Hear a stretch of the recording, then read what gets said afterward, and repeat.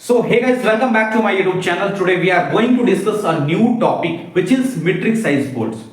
अभी देखो दोस्त, metric size of bolts को हम लोग mm bolts भी बोलते हैं क्योंकि इसका जो मेजरमेंट यूनिट है वो mm है. जस्ट लाइक BSW bolts का जो मेजरमेंट यूनिट होता है वो इंचेस होता है, इसलिए उसको इंचेस बोल्ट भी बोलते हैं और इसको mm bolts भी बोलते हैं. तो आज हम mm bolts के बारे में आपको कुछ बताने जा रहे हैं. सबसे पहली चीज एक एग्जांपल के थ्रू इसको समझते हैं.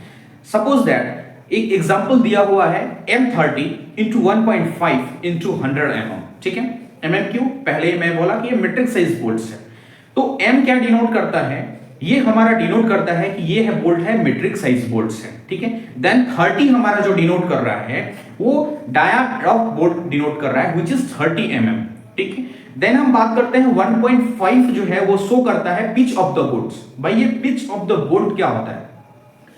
दो थ्रेड के बीच में, दो एडजेसेंट थ्रेड के बीच में जो डिस्टेंस होता है, ठीक है, दो distance between two adjacent thread of the bolts, उसको क्या बोलेंगे हम लोग? पिच ऑफ द बोल्ट बोलते हैं.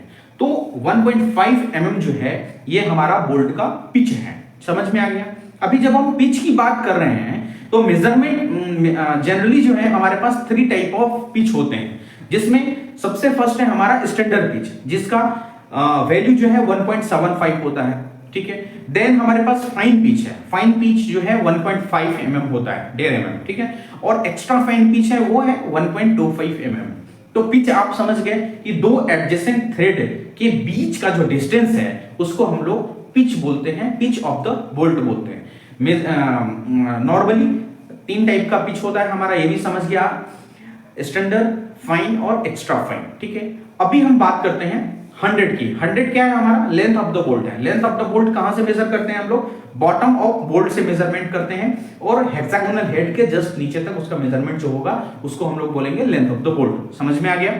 ओके, तो अभी हम बात करते हैं थ्रेड एंगल की. अभी देखो जो हमारा mm बोल्ट का जो थ्रेड एंगल है वो क्या है कि 60 डिग्री होता है. ठीक है, ये मेजर्ड है.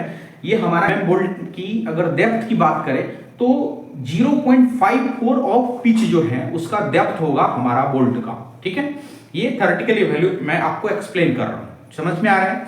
तो अभी जो है 1 बाय 1 हमने 3 चीज आपको बताई.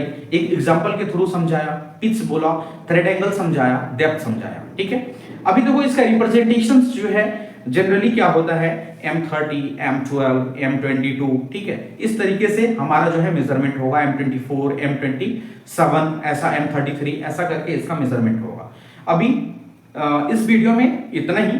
नेक्स्ट वीडियो में इसका नेक्स्ट पार्ट जो है हम लोग डिस्कस करेंगे which is standard of bolts. ठीक है, ग्रेड